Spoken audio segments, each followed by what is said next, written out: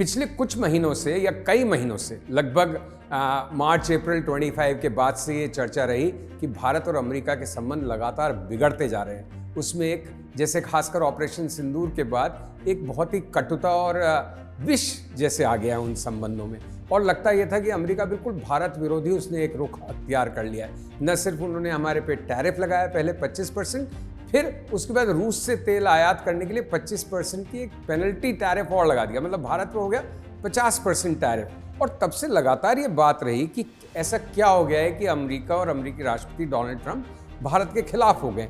जब उम्मीद एक बार एक तरह से लोगों ने छोड़ दी थी कि पता नहीं कब होगी ट्रेड डील, तब एक हफ्ते पहले डोनाल्ड ट्रंप ने फिर एक ट्वीट जारी की और उसमें कहा कि रेसिप्रोकल टैरिफ को अब वो 18% कर रहे हैं और भारत के टैरिफ्स, भारत की तरफ से लगने वाले अमेरिकी आयात पे टैरिफ हो जाएंगे करीब करीब 0। उसके जवाब में नरेंद्र मोदी जी, भारतीय प्रधानमंत्री की भी एक ट्वीट आई जिसमें उन्होंने राष्ट्रपति ट्रंप की स्टेट्समैनशिप की और नीतियों की प्रशंसा करते हुए थैंक यू कहा कि बहुत अच्छी ट्रेड डील हुई है, और कुछ बातें उन्होंने भी स्पष्ट की कि उस ट्रेड डील का क्या प्रारूप होगा, उसमें क्या बातें होंगी। लेकिन फिर भी एक अनिश्चितता बनी रही कि भारत ने कितना गिव इन किया है, क्या खोया है, क्या पाया है, या हमारे हित में है कि नहीं है। लेकिन जब शनिवार को भारत और अमेरिका ने एक संयुक्त बयान जारी करके इस इंटरिम ट्रेड डील का खुलासा किया, उसका प्रारूप एक तरह से स्पष्ट किया है, तो अब स्थिति काफी साफ है कि इस ट्रेड डील में हमें क्या मिला है और हमने क्या खोया है। कुल मिला के आगे बढ़ूं दोस्तों, उससे पहले आपसे अनुरोध कि प्लीज हमारे चैनल को लाइक और सब्सक्राइब करें अगर आपको हमारा कंटेंट अच्छा लग रहा है। थोड़ा इन दिनों में इरेगुलर वीडियोस कर रहा हूं, उसके लिए क्षमा, लेकिन इस सप्ताह से ज्यादा नियमितता के साथ वीडियोस आपके समक्ष रखेंगे। और अब मैं आपको बताता हूं कि भारत अमेरिका ट्रेड डील के क्या बड़े कंटूर्स हैं, क्या रूपरेखा है, हमारे को कितना हित हुआ है उससे, अगर कुछ अहित हुआ है तो क्या है। तो सबसे पहले आज जो ट्रेड डील की डिटेल्स आई हैं अखबारों में, उससे एक बात काफ़ी स्पष्ट है कि इस ट्रेड डील के लिए हमें भारतीय सरकार की भी भूरी भूरी प्रशंसा करनी चाहिए। क्योंकि जब पिछले कई महीनों से ये लग रहा था कि आखिर ऐसा हम क्यों नहीं मैनेज कर पा रहे डोनाल्ड ट्रंप को, क्यों हम इतने सुस्त से पड़ गए हैं, अकेले पड़ गए हैं, आइसोलेशन में आ गए हैं, और हमारे साथ इतना दुर्व्यवहार क्यों कर रहा है अमेरिका टैरिफ्स के संदर्भ में, और हमारी इकोनॉमी को इतना नुकसान क्यों पहुंचा रहा है। तो वो सारी बातें अब स्पष्ट हो गई हैं कि भारतीय सरकार, हमारे जो इंटरलॉक्यूटर्स थे, नेगोशिएटर्स थे, वो बहुत ही मीनिंगफुल डिस्कशंस कर रहे थे, लगातार एंगेज थे अमेरिका के साथ। और जो नतीजा निकल के आया है इस इंटरिम ट्रेड डील से, उससे अब जो बातें तय हैं वो मैं आपको एक एक करके बताता हूँ। सबसे पहले एक बहुत बड़ी बात ये थी कि क्या जो अमेरिकी राष्ट्रपति की ट्वीट में भी जिस बात का उल्लेख था, वहाँ के जो टॉप गवर्नमेंट ऑफिशियल्स हैं, कॉमर्स सेक्रेटरी, ट्रेड सेक्रेटरी वगैरह, वो भी कहते थे कि भारतीय बाजार और भारत का एग्रीकल्चर का जो मार्केट है इतना बड़ा, वो खुल जाएगा अमेरिका के लिए।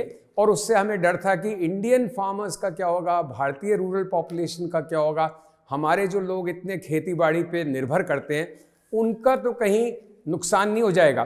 तो अब जब ट्रेड डील की, इस इंटरिम ट्रेड डील में कुछ खुलासे हुए हैं, उससे ये स्पष्ट है कि भारत का बहुत ज़्यादा अहित नहीं होने वाला। और ये बात मैं ज़्यादा इसलिए भी कह पा रहा हूँ कि भारत के सबसे अच्छे जो एग्रीकल्चर इश्यूज़ पे लिखने वाले लोगों में से हैं, जो कि हरीश दामोदरन है उनका नाम, जो इंडियन एक्सप्रेस के अंदर लिखते हैं, उन्होंने अपना आज एक बड़ा पीस लिखा है इंडियन एक्सप्रेस में, जिसमें उन्होंने कहा है कि गिव एंड टेक का दौर हुआ है। फार्म गिव एंड टेक उसकी हेडलाइन दी उन्होंने अपनी स्टोरी की। लेकिन इस गिव एंड टेक में जो उन्होंने निचोड़ निकाला है हरीश दामोदरन ने, जिससे असहमत होने का मेरे पास कोई कारण नहीं है, वो ये है कि जो इंडिया के फार्मर्स के मेन आउटपुट है, जो हम ज़्यादा चीज़ें बनाते हैं, चाहे वो पोल्ट्री प्रोडक्ट्स हैं, चाहे हमारा गेहूँ, राइस, चावल वगैरह है, अन्य उत्पाद हैं, बाजरा, ज्वार, ये सब बिल्कुल प्रभावित नहीं होंगे। जिस चीज़ के लिए अमेरिकी निर्यातकों को अनुमति दी है भारत में प्रवेश करने की, वो है live stock feed. Live stock feed यानी जो जानवर, पशु, जो हमारी पोल्ट्री वाले हैं, मुर्गियाँ वगैरह, ये जो लाइव स्टॉक फीड कंज्यूम करती हैं, उसमें हम काफ़ी खुली छूट दे रहे हैं अमेरिकी मैन्युफैक्चरर्स को। और उससे हमें बहुत ज़्यादा नुकसान नहीं होगा, क्योंकि एक तो हमारे यहाँ जो लाइव स्टॉक फीड भारत में लोकली प्रोड्यूस होती है वो इतनी प्रचुर मात्रा में नहीं होती। नंबर 2, जो हम अमेरिका से मंगाएंगे वो हमारे भारत में उत्पाद होने वाले प्रोड्यूस के मुकाबले लगभग 30% सस्ती होगी। उसका प्रोटीन कंटेंट भी हायर होगा, ज़्यादा होगा।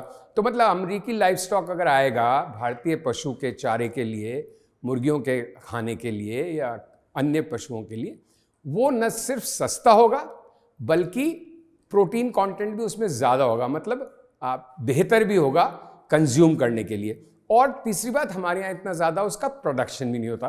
तो विन विन सिचुएशन है। हमने एक ऐसी चीज़ के लिए मार्केट ज़्यादा खोला है जो कि हमारे यहाँ पहली बात बन रही है थोड़ी इन्फीरियर क्वालिटी, कम प्रोटीन और महंगी भी होती है। तो ये बिल्कुल सही है। और जिन चीज़ों पे भारतीय किसान बहुत निर्भर है या जिसका वो प्रोडक्शन ज़्यादा मात्रा में करते हैं, उन पे काफ़ी हद तक टैरिफ अमेरिका ने एग्जेम्प्ट कर दिया है। मतलब यहाँ के कई फूड आइटम्स पे अमेरिका टैरिफ लेगा ही नहीं। वैसे तो टैरिफ उसने 18% किया है, लेकिन इन चीज़ों पे टैरिफ लगेगा नहीं। तो ये बहुत ही एक समझदारी का और सुलझा हुआ और हमारे इंटरेस्ट को प्रोटेक्ट करते हुए सरकार ने निर्णय लिया है। अब दूसरी बात यह है कि भारत ने ये कहा है कि हम $500 अरब का अगले 5 साल में आयात करेंगे। अब $500 अरब एकदम सुनने में ऐसा लगता है कि भाई अभी तो $80 अरब का बायलैटरल ट्रेड है, 500 का कैसे हो जाएगा? लेकिन $80 अरब करीब करीब पर ईयर है, 500 5 साल का टारगेट है, तो उतनी ज़्यादा बढ़ोतरी नहीं है। फिर उसके अंदर जो आइटम्स रखे गए हैं, जैसे एनर्जी प्रोडक्ट्स हैं, एयरक्राफ्ट पार्ट्स हैं और टेक्नोलॉजी प्रोडक्ट्स हैं, वो सब ऐसे हैं कि भारतीय वाणिज्य मंत्री पीयूष गोयल ने भी कहा है कि ऐसा आप मत सोचिए कि कोई हमारे दूसरे सारे ऑप्शंस और मार्केट्स हमारे लिए बंद हो जाएंगे और हमें सब कुछ जबरन खरीदना पड़ेगा अमेरिका से। काफ़ी उसमें एक लचीलापन रहेगा। और जो इतना बड़ा मार्केट है हमारा, जो टोटल इम्पोर्ट बिल जो है, जो कुल आयात हम करेंगे, वो अगले कुछ सालों में करीब करीब $16 ट्रिलियन का हो जाएगा। तो उसमें से 500 बिलियन अगर हम एक देश से खरीद भी रहे हैं तो उससे कोई इतना नुकसान नहीं होगा। लेकिन हमें इस बात पे ज़्यादा ध्यान देना चाहिए कि अमेरिका ने किन किन चीज़ों के लिए हमें छूट दी है और टैरिफ कम होने से क्या फ़ायदा मिलेगा। तो जैसे फार्मा प्रोडक्ट्स हैं, इंडियन दवाइयाँ, उसमें काफ़ी छूट मिली है। एयरक्राफ्ट पार्ट्स और एयरक्राफ्ट इंजन्स में भी इंडिया जो करेगा निर्यात, उसमें भी छूट मिलेगी। सिमिलरली वाइस वर्सा, इंडिया जो आयात करेगा उसमें करीब करीब 0% टैरिफ हो जाएगा। तो ये काफ़ी बहुत ही कैलिब्रेटेड और बहुत ही सोची समझी है। इसके बावजूद भी हमें ये ध्यान रखना होगा कि जब इसकी फाइनल डिटेल्स और आएंगी तो और क्लैरिटी आएगी और स्पष्टता आएगी। जैसे अब मोटरसाइकिल्स का आयात इंडिया में लगभग 0% ड्यूटी पे होगा, तो हो सकता है कुछ यहाँ के मोटरसाइकिल निर्माताओं को, प्रोड्यूसर्स को उससे प्रॉब्लम होगी, उनका नुकसान होगा। लेकिन जो भी कभी डील होगी, जिस तरह से अब दुनिया चल रही है, उसमें फ़ायदे नुकसान के तराजू में हमें देखना हमेशा ये पड़ेगा कि फ़ायदे नुकसान के तराजू में किसका पलड़ा भारी है। अगर हमारे फ़ायदे ज़्यादा हैं और कुछ जगह अगर हम कुछ कंसीड भी कर रहे हैं तो उस पर भी ध्यान देना पड़ेगा। इंडियन एक्सप्रेस में ही एक और जो बात आई है कि उसमें एक राइटर हैं, उनके कंट्रीब्यूटिंग एडिटर हैं इंडियन एक्सप्रेस, सी राजा मोहन। उन्होंने आज एक पीस लिखा है जिसमें उन्होंने लिखा है कि इस ट्रेड डील से इंडिया यूएस जो पूरे संबंध हैं वो भी रीसेट होते हैं, उनको भी नए चश्मे से देखना पड़ेगा और वो काफ़ी बेहतर हुए। और साथ ही साथ उन्होंने ये भी कहा है कि एक डिसाइसिव ब्रेक है वॉशिंगटन और दिल्ली के संबंधों के बीच में। अब ये क्यों वो लिखते हैं और उन्होंने क्या कारण दिए हैं, इसका थोड़ा खुलासा करते हैं। तो उनका कहना है, और हमें कुछ भी आगे बढ़ने से पहले ये भी स्पष्ट कर देना चाहिए कि सी राजा मोहन एक डेफिनेटली एक प्रो यूएस राइटर की तरह से देखे जाते हैं। थोड़ा राइट उनका सोच है और थोड़ा वो झुकाव उनका अमेरिका की तरफ है। लेकिन इसके बावजूद जो उन्होंने बातें लिखी हैं उसको हमें मेरिट पे जज करना पड़ेगा। तो उन्होंने 2-3 बातें कही हैं कि देखिए, इस समय भारत का अमेरिका और यूरोप के साथ ट्रेड संबंधों का सुधरना और मजबूत होना यह हमारी बहुत बड़ी आवश्यकता है, क्योंकि यही हमारे बड़े ट्रेडिंग पार्टनर्स हैं। $80 बिलियन ईच इनके साथ हमारा ट्रेड होता है, इसलिए इनके साथ सही डील्स होना बहुत मुश्किल है। और हमें अपना वो ट्रेडिशनल पोस्ट कॉलोनियल जो एक हम जिस एनेक्स से सारी दुनिया को देखते हैं, वो रवैया वीसावी अमेरिका छोड़ना पड़ेगा। क्योंकि अभी तक अमेरिका के साथ कुछ भी होता है तो हम उसको शक की निगाह से देखते हैं, जबकि यही डील उन्होंने लिखा है कि अगर रूस के साथ होती है, चीन के साथ होती है, यहाँ काफ़ी एक बड़ा तबका उसकी वाहवाही में लग जाता है या उसकी प्रशंसा करता। क्योंकि हमारा माइंडसेट थोड़ा, और खासकर गवर्नमेंट क्रिटिक्स का, थोड़ा लेफ्ट ऑफ सेंटर है, थोड़ा प्रो लेफ्ट है। और उसमें रूस और चीन उस खांचे में या उस फर्मे में बिल्कुल सही बैठते हैं। तो उन्होंने कहा कि देखिए, एक तो अब हमें ये एक्सेप्ट करना पड़ेगा कि रूस और चीन, रूस तो उतनी बड़ी इकॉनमी नहीं है जितने कि यूरोप और अमेरिका। चीन का हमें यह मानना पड़ेगा, ये सी राजा मोहन ने नहीं लिखा है, ये मैं बोल रहा हूँ, चीन का हमें हमेशा ये मान के चलना पड़ेगा कि इन द फाइनल एनालिसिस जब सारी परतें हट जाएंगी तो वो हमारा मित्र नहीं है। अगर वो हमारा शत्रु नहीं भी होगा तो वो हमारा हमेशा एक कॉम्पिटिटर रहेगा, एशिया में भी और दुनिया में भी। तो चीन उस तरह से भरोसा नहीं कर सकते, चाहे अमेरिका पे हम भरोसा नहीं करें, लेकिन चीन तो बिल्कुल भी भरोसे के लायक नहीं है और ये उसने कई बार सिद्ध किया और लगातार सिद्ध करता है।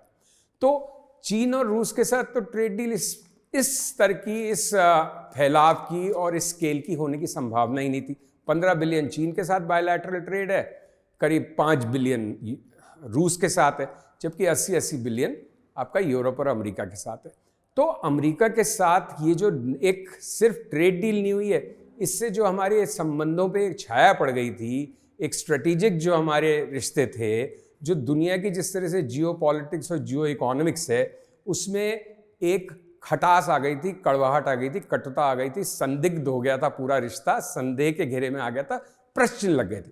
वो इस ट्रेड डील से एकदम से छटे हैं, जिस तरह से ट्रंप वापस से दोस्ताना व्यवहार करने लगे हैं। अब हमें ये भी ध्यान रखना पड़ेगा कि ट्रंप साहब की बातें ट्रांजैक्शनल होती हैं, लेकिन वो भी अमरीकी हितों को ही ध्यान में रखते हुए सौदे करते हैं और कोई भी देश उसी चश्मे से देख के सौदे करता है। तो अब हमें ये देखना होगा कि जो नया भारत है, ये जिसकी लगातार प्राइम मिनिस्टर वगैरह बात करते हैं, वो नया भारत सच में इस ट्रेड डील से अपने लिए किस तरह की टर्म्स ऑफ एंगेजमेंट बनाता है, किस तरह की ऐसे अपनी इकोनॉमी को लेके आगे बढ़ता है, अपने इंफ्रास्ट्रक्चर को मजबूत करता है कि इस ट्रेड डील से हमें ज़्यादा फायदा हो और कम नुकसान। और शुरुआती आभास यही है कि ये ट्रेड डील हमारे लिए अगर टोटली विन विन नहीं तो 80% विन और 20% डिफिकल्टी वाली ट्रेड डील हुई है। तो मेरा मत यह है कि भारत सरकार ने जिस तरह से इस ट्रेड डील को अंजाम दिया है, जिस तरह से पॉलिटिकल लीडरशिप रही है प्राइम मिनिस्टर मोदी की, वो प्रशंसा के पात्र है। और जो फाइनल डील है, जिसके फाइनल कंटूर्स अभी सामने आने में और कुछ हफ्ते या महीने लग सकते हैं, लेकिन शुरुआती और काफ़ी विश्वस्त, क्योंकि ये इंटरिम डील में भी काफ़ी चीज़ें स्पष्ट की गई हैं, वो मेरा असेसमेंट ये है कि ये ट्रेड डील हमारे हित में है और इसका नतीजा आप देखेंगे आने वाले दिनों में। तो भारतीय शेयर बाजार, जिसमें काफ़ी FIIs की बिकवाली रही है, स्टॉक मार्केट्स डिप्रेस्ड रहे हैं, वो भी पिकअप करेंगे, इंडियन इकोनॉमी पिकअप करेगी, इंडियन एक्सपोर्ट्स पिकअप करेंगे, कई सेक्टर्स पिकअप करेंगे और कुल मिला के शायद भारतीय अर्थव्यवस्था के लिए एक पॉजिटिव और वेलकम स्टेप है। सो उम्मीद करता हूँ कि आपको मेरी पेशकश अच्छी लगी होगी। अगर आपको पसंद आई है मेरी बात तो प्लीज़ हमारे चैनल को लाइक और सब्सक्राइब कीजिए और हमारे कंटेंट को शेयर कीजिए। Thank you very much for watching. नमस्कार।